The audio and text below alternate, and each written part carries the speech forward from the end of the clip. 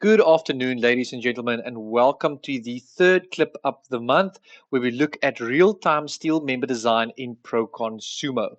My name is Jacobus Oberholster. I'm an AEC and Prokon technical consultant with Micrographics, and you'll also note my email address there in the bottom left-hand corner.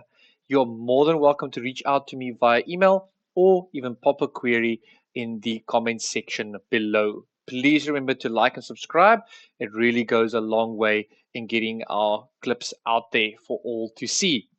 So, just as a quick one, the previous two clips we released this month dealt with SAF, so the structural analysis format, and then also using Python to script a application where we can extract the necessary information from text files. So please have a look at those two. It's very, very interesting and something I feel like is not covered incredibly well in the industry, but it's phenomenally useful. But all right, so let's look at real-time steel member design in Prokon SUMO and see how we can really streamline and optimize the design of steel members. So here we have our Sumo model. So it's a nice big portal frame, and I used the portal frame wizard to create it. Of course, we got our rafters, purlins, girts, columns, etc., etc., and we've got our results. All right, so we've got all of that going for us. But one of the things that we would tend to do at this stage is we tend to make use of the combined design link to design some, if not most, of these members. Of course, things like purlins and girds are a bit tricky, and that is a topic for another day. But the reality is we would use combine to design our main members. Now, one of the things that is quite frustrating is that you're going into a completely different interface, and oftentimes what happens is if you create a multiple of those combined files, that if you change anything in your model, it tends to override the output files that the other files have used. Also, and I think the most frustrating of all of this is the fact that you actually have to identify a beam between its node numbers in combine and then come back and update that member accordingly. Now, of course, if we look at the discretized model view, we'll see a single rafter can consist of multiple nodes. And of course, every single one of these essentially becomes a member that is designed separately. So you could have out of the 1, 2, 3, 4, 5, 6 segments, only one of them fails. Now you have to come back, you have to use the find command in the standard workspace, identify the nodes, and then update the member accordingly. But that isn't always necessary. So as long as the members are supported, and we'll quickly look at how to determine that, you can actually facilitate that workflow within Sumo and design your steel members in real time and have them updated as well. And that is done using the combined design group down here. So once you go to the design links workspace, you'll see that we've got 4 design groups, so rectangular column, base, subframes, and combine. And we are most interested in the combined design group. Now, some of these profiles are, of course, not supported. One of the things that I'm hoping will be developed soon is the possibility or the functionality that if you update the design code, the workflow this design group will facilitate or allow you to design additional profiles. So, for instance, the SANS 10162 does not support the design of angles, whereas the Australian AS, I think 4100, supports the design of angles. Now, at the moment, angles are not supported at all, even if you change the design code. So that's just something to keep in mind. But what you can do off the bat is you can click on generate, and it generates the groups from sections. So the program will identify which elements it can actually design in the design group. So I'm going to click on that, and you can see it immediately created 5 design groups. So I section 2, circular hollow section 6, I section 5, 7, and 1. And that, if I go back to the standard workspace, that corresponds with the names we gave those sections. That's why I'm always in favor of naming these different sections accurately, to say it's rafter, it's main column, it's secondary columns, etc., etc. So if I now click on a member, you can see that the program has automatically assigned that design group, so DG1, which is great. Of course, you can name it something different, but the program can create these groups for you automatically, which is awesome. All right, so you've got 5 design groups. If we right click on them, unfortunately, we don't have the opportunity to select them, but we can go back to the standard workspace sections and right click and say select elements. All right, so we can correctly identify which sections are which. All right, select and so forth. Right, so you'll note that there are notes, of course, that is the name, their color, and then their status. So all of these are currently out of date. So I'm going to look at I section 2, which is the rafters. And you can see if I click on parameters, you have which ones to include, the name, and the slenderness ratios for compression and tension. So I'm going to untick all of these. I just want the load combination active. And here on the right hand side, you have the relevant code, the net area over the gross area, W1 min, W2 max, FY, F ultimate, and the relevant stiffener ratio as well. What do you call those? Shear plates, I believe. But there's that as well. All right, so if I click on the command, we've optimized, evaluate, and export. And of course, it's best to start off with evaluate. So if you click on evaluate, it will open up combine. It will run through all of those checks. And you can see that you actually have a fail. Now, importantly, at this stage, it doesn't tell you exactly which members have failed. But if we click on the drop down, click on optimize, it will now start the process of selecting the lighter section in a sense. And then what we get is this epic dialog here. So you can see there's DG1, 12 out of 12. We can click on that little button there, and you see there being 12 out of 12 rafter, the current section, the new section. So of course we know that there's of course a failure because the new section is larger than the current section.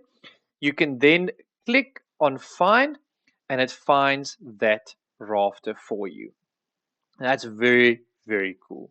So what we can do then is we can click apply, we can save, and it runs the analysis again, of course, because there's now been a change in self-weight and so forth. And we can see that these rafters are now recorded as the larger section. If we go back to standard and sections, we can see that the name has been kept, but the size has been increased. I mean, that is absolutely phenomenal. What a lovely way of working through the sections that are currently supported. If I now click on evaluate, I should get a pass in the status. Oh, we still have a fail, which is super interesting. It could be that I am possibly at the max size currently available. Okay, so let's try something different. I am going to I'm going to save this guy. We need to potentially switch over to the British code. Just want to see if we go to settings. Of course, that's not something I can change here. So I'm going to close this. I am going to go general sections. So we've got our sections database over here. Go to United Kingdom. They've got larger profiles, so a bigger selection of profiles. I'll then hit save. Close this. Go to Sumo again and open up that file. So hopefully that would have changed everything so that it can now access the British codes. Okay, so hopefully we should now be able to run the optimize again and see that it selects an even larger member. So let's have a look.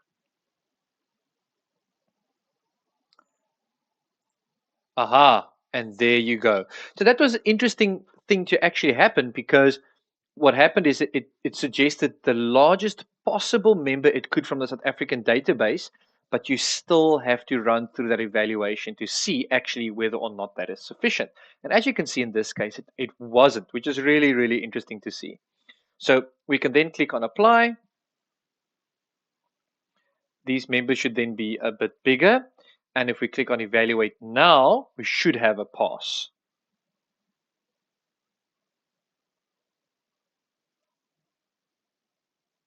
And we still have a fail, which is incredibly interesting for me. Let's try our optimize again. It's possible that we're just going to run in a loop because of the self-weight of these members. Let's have a quick look. Okay, so suggesting another larger member. We can evaluate again. Hopefully this time we get a pass. But the reason for this, of course, there we go. Okay, so it doesn't say pass, but it says okay. The reason for this is, of course, every time the member size increases, the self-weight increases, the analysis reruns, and we have to do that evaluation again, even if it suggested a slightly larger member. You can see, so we have to run a few iterations of this, but that is just something to keep in mind. I'm going to check what are these guys. This is the I section 7, so those are the columns. So I'm going to click evaluate. They'll probably pass, I think. Okay, so the columns fail. That's good. I'm then just going to click on export, and we can see what happens here is it exports just that design group to combine, which is actually quite nice as well. All right, so in case you want to work within this, in the combined workspace, that is one way of doing it. All right, so I'm going to click on optimize.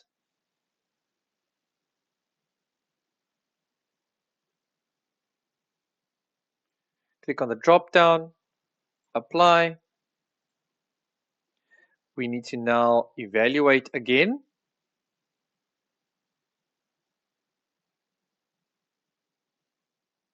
Okay, again, these are a fail, so we have to optimize again.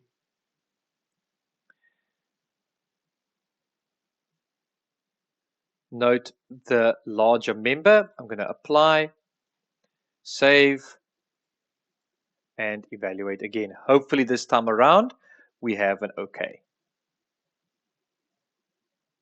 Oh, a fail again.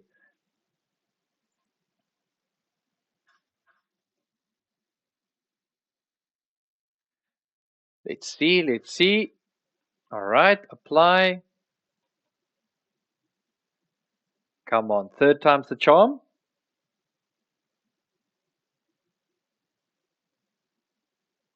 And there we have an okay. We can do our rafters again, and we should have an okay because the columns are lower than the rafters. And we have an okay there as well. Now, of course, in this case, we haven't changed any of the geometry, and I think that's why it's such an iterative process. But of course, in an event that you see, okay, these members are now way too big for my liking, you might go and change some of the geometry. So I just want to, with the larger, no, the critical columns are anyway these in the mid portal, so that is fine. All right, there you can see that the combined design group is really, really incredible. That especially you get that update table afterwards where you can update their sizes live within Sumo, which is really, really, really great. In the event of an angle or something like that, I would then just go for the conventional combine workflow, unfortunately, until such time that the parameters update in such a way that when we select, for instance, the AS4100, that we can check angles within Sumo as we did with these rafters and columns. So thank you so much for watching. I hope that you found that interesting. Please pop something in the comment section below if you have any questions, or you are more than welcome to mail me directly. Thank you so much. Please remember to like and subscribe, and I'll see you in future clips.